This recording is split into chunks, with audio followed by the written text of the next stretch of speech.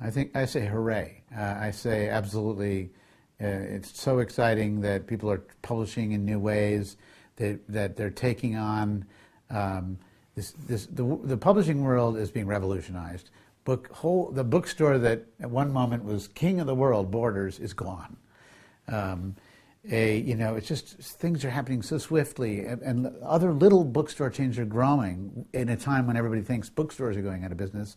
Well, not if you look at some of the great ones around here, like Book Passage, or even Bookshop West Portal right down the street, or Books Inc. or Kathleen's store in Oakland, good place for books. There's this firmament. I mean, and a change going on, and of course the whole online thing, which is we could spend hours just talking about that.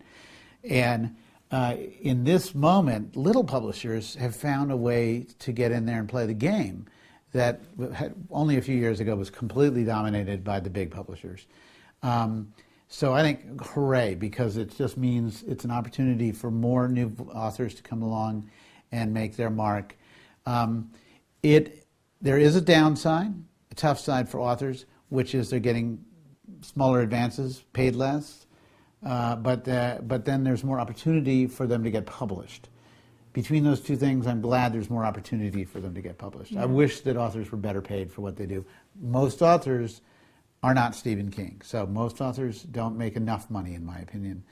But that's true of indie music and indie film as well. My worry about self-publishing is only on behalf of the author who may not have the support system that one needs to be successful.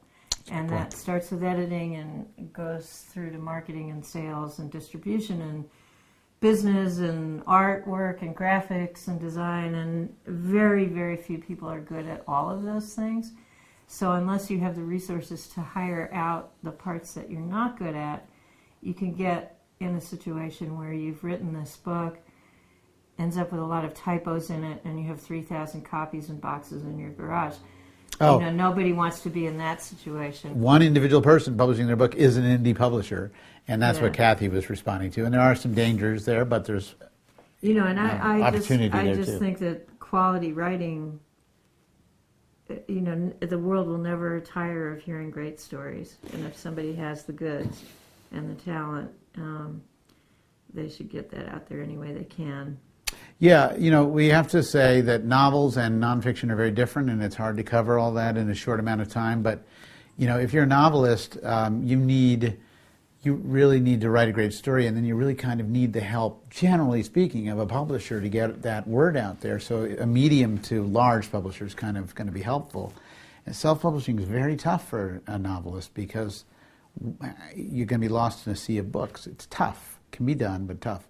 Nonfiction writers, there's a little more room for the smaller publishers and for self-publishing, because if you wrote the book, if you are the expert on ant colonies in San Francisco, well, that'd be a book. You actually know that guy. Yeah, and you write that book and you publish with a small publisher or you self-publish, it still might get reviewed, or certainly you still might get interviewed and the book might get sold because you're the go-to guy. And that you can even bring the book, in some cases, like self-help authors, you can bring books by the caseload to your events and sell them right there, and you pocket all the money. Yeah, if you're on the lecture circuit or something, it's then great. Self-publishing can work well, and publishing with a smaller publisher can also work because you are the platform. So there is no one-size-fits-all answer to a question like that. Thank you for listening.